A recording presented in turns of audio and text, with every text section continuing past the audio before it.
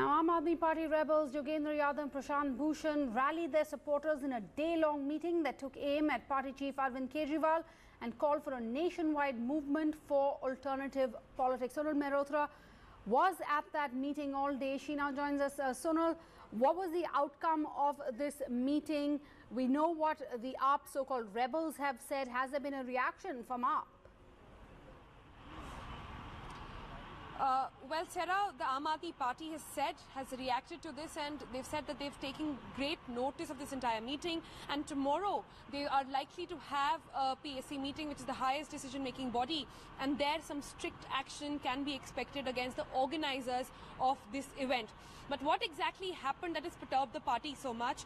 One major thing that has come out at the end of this day-long meeting is really that starting today, it is a separate group called the Swaraj Abhiyan, which is headed by Yogendra Yadav and Prashant Bhushan and his likes, which will be carrying out separate movements, protests and rallies across the country in the next 6 months on various issues, from those of farmer, women and the common man.